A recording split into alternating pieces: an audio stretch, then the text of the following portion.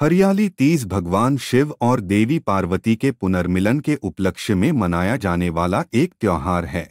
यह त्योहार सावन महीने के शुक्ल पक्ष की तृतीया तिथि को मनाया जाता है और इस दिन महिलाएं अपने पति की लंबी उम्र और वैवाहिक सुख के लिए व्रत रखती हैं और भगवान शिव और माता पार्वती की पूजा करती हैं। हरियाली तीज मनाने के पीछे एक पौराणिक कथा है। भगवान शिव ने पार्वती जी को उनके पूर्व जन्म के बारे में याद दिलाने के लिए यह कथा सुनाई थी। हरियाली तीज व्रत कथा इस प्रकार है। शिव जी कहते हैं, हे पार्वती, बहुत समय पहले तुमने हिमालय पर मुझे वर के रूप में पाने के लिए घोर तप किया था। इस दौरान तुमने अन्न जल त्याग कर सूखे पत्ते चबाकर दिन व्यतीत किए थे। किसी भी मौसम की परवाह किए बिना तुमने निरंतर तप किया। तुम्हारी इस स्थिति को देखकर तुम्हारे पिता बहुत दुखी थे।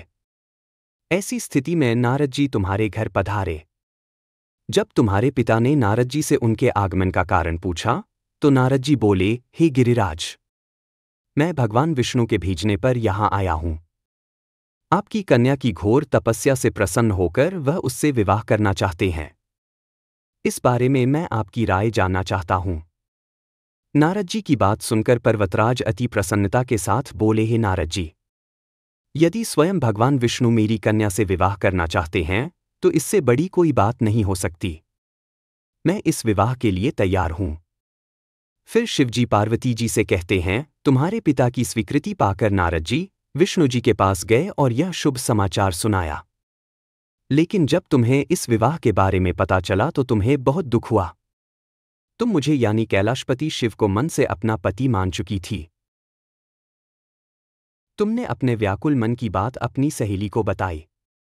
तुम्हारी सहेली से सुझाव दिया कि वह तुम्हें एक घनघोर वन में ले जाकर छुपा देगी और वहां रहकर तुम शिवजी को प्राप्त करने की साधना करना। इसके बाद तुम्हारे पिता तुम्हें घर में न पाकर बड़े चिंतित और दुखी हुए।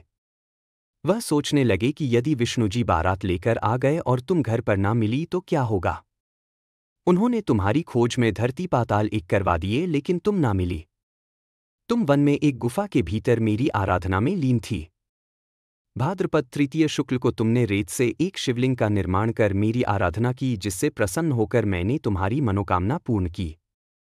इसके बाद तुमने अपने पिता से कहा कि पिताजी, मैंने अपने जीवन का लंबा समय भगवान शिव की तपस्या में बिताया है और भगवान शिव ने मेरी तपस्या से प्रसन्न होकर मुझे स्वीकार भी कर लिया है। अब मैं आपके साथ एक ही शर्त पर चलूंगी कि आप मेरा विवाह भगवान शिव के साथ ही करेंगे। पर्वतराज ने तुम्हारी इच्छा स्वीकार कर ली और तुम्हें घर वापस ले गए। कुछ समय बाद उन्होंने पूरे विधि विधान से हमारा विवाह किया। भगवान शिव ने इसके बाद कहा कि, हे पार्वती, तृतीया को तुमने मेरी आराधना करके जो व्रत किया था उसी के परिणाम स्वरूप हम दोनों का विवाह संभव हो सका। इस व्रत का महत्व यह है कि मैं इस व्रत को पूर्ण निष्ठा से करने वाली प्रत्येक स्त्री को मनवांछित फल देता हूँ। भगवान शिव ने पार्वती जी से कहा कि इस व्रत को जो भी स्त्री पूर्ण श्रद्धा से करेंगी उसे तुम्हारी तरह अचल सुहाग प्राप्त होगा।